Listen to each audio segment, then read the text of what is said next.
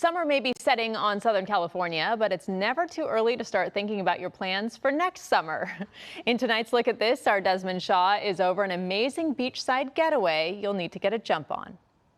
Well, take a look at this section of Orange County coastline. This is Crystal Cove State Park, and it's one of the last and greatest places to experience beachside accommodations that won't break the bank.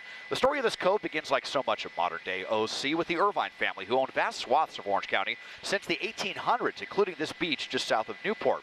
According to PBS, the collection of cottages you see here were built in the 1920s and 30s by hand, and primarily by employees of the Irvine Company as well as the Bell Telephone Company. The area became especially popular once this section of modern-day PCH opened in 1928, and while the Irvine Company had been amazingly permissive in allowing people to build cottages on their land in the late 1930s, they gave residents a choice to either move their homes somewhere else or relinquish ownership of the homes and then lease them back from the company.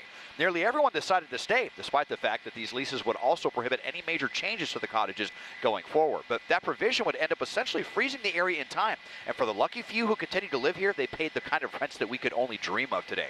But in 1979, the Irvine Company decided to sell the 3-mile stretch to the state of California to be used as a new state park. The state paid about $32.5 million, which was at the time the most expensive park purchase in California history. However, prior to the state buying the land, residents were able to get these cottages placed on the National Register of Historic Places, and PBS says that in doing so, residents were able to stave off eviction for a remarkable 22 years. There was also a mobile home park on the state's new land. They too were able to stay until as late as 2005, but those mobile homes are now campsites. But these cottages can be rented for a shockingly affordable price. There's also a cafe and a bar here, and as you can imagine, they are booked months in advance, and reservations can be difficult to secure. But if you're able to, I can't imagine a better or more affordable place to soak up the gorgeous Orange County coastline.